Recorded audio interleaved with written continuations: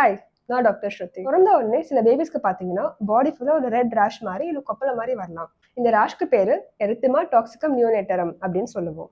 இந்த ரேஷ் பார்த்தீங்கன்னா பிறந்த உடனே இந்த ஃபர்ஸ்ட் வீக் ஆஃப் லைஃப்ல வரும் and most commonly second day of லைஃப்லேருந்து வரும். பட் ப்ரீமெச்சூர் பேபிஸ்ல பார்த்தீங்கன்னா கொஞ்சம் லேட்டாக வரலாம்னு சொல்லுவாங்க.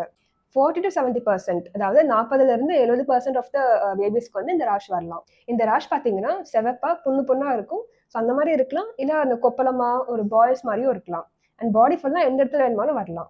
இதுக்கு ரீசன் பார்த்தீங்கன்னா ஒன்று வந்து பேபியோட இம்யூன் சிஸ்டம் வந்து இன்மெச்சூர்டாக இருக்கும், ஸோ அதனால வரலாம்னு சொல்லுவாங்க. செகண்ட் ரீசன் பார்த்தீங்கன்னா இப்போ குழந்தை பிறந்த உடனே ஃபர்ஸ்ட் டைம் வந்து நம்மளோட சரௌண்டிங்ஸ்க்கு எக்ஸ்போஸ் ஆகுது.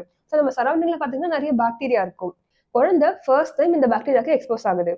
அதனால குழந்தையோட இம்யூன் சிஸ்டம் பார்த்தீங்கன்னா ஆக்டிவேட் ஆகி ஒரு இம்யூன் ரெஸ்பான்ஸ் மாதிரி நடக்கும். ஸோ அதை தான் வந்து நம்ம இந்த ரேஷ் மாதிரி பார்க்குறோம். இது நார்மல் தான், பயப்பட தேவையில்லை. ஸோ ட்ரீட்மெண்ட் நம்ம எதுவும் பண்ண தேவையில்லை. இந்த ரேஷ் பார்த்தீங்கன்னா தானாகவே 1 or 2 weeks அதுவே போயிடும். பட் ரொம்ப ரேராக பார்த்தீங்கன்னா இந்த ரேஷ் வந்து சில இன்ஃபெக்ஷன்ஸ்னால இருக்கலாம்.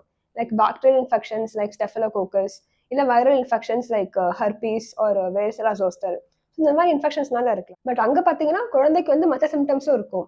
லைக் ஃபீவர், இல்லை ஒழுங்காக ஃபீட் பண்ணல, ஸோ அந்த மாதிரி மற்ற சில ப்ராப்ளம்ஸும் இருக்கும். ஸோ குழந்தைக்கு ரேஷோட இந்த மாதிரி மற்ற சிம்டம்ஸும் இருக்கு அப்படின்னா கண்டிப்பாக நீங்கள் டாக்டரை கன்சல்ட் பண்ணி ஆகணும்.